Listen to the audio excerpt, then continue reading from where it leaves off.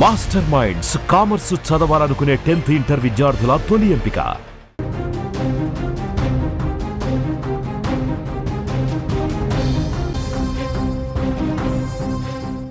Breaking news చూస్తున్నాం.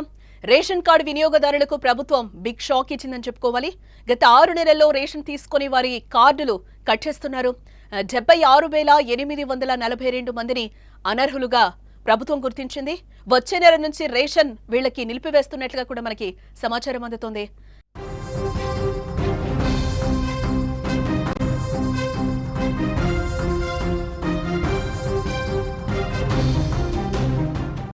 గత 6 నెలల్లో రేషన్ తీసుకోవడం లేదా?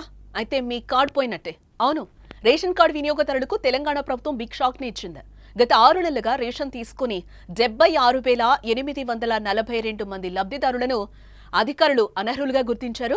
త్వరలోనే వీరిని రేషన్ లబ్ధిదారుల జాబితా నుంచి తొలగించి ఉచిత బియ్యం కోటాను నిలిపివేయబోతుంది ప్రభుత్వం. కేంద్ర ప్రభుత్వం 6 నెలలుగా రేషన్ తీసుకుని వారి వివరాలను రాష్ట్ర ప్రభుత్వానికి పంపగా పౌర సరఫరాల శాఖ వాటిని జిల్లా కలెక్టర్లకు పంపడం జరిగింది.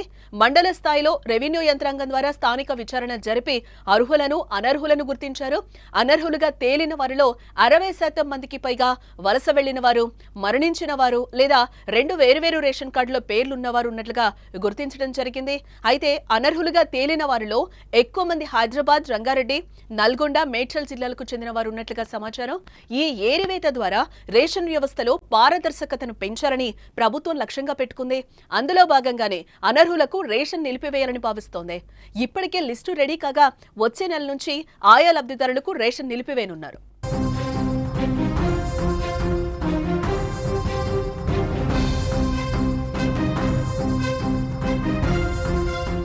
జూన్ 1 నుంచి 3 నెలలకు సరిపడా రేషన్ ఒకేసారి పంపిణీ చేస్తున్నారు.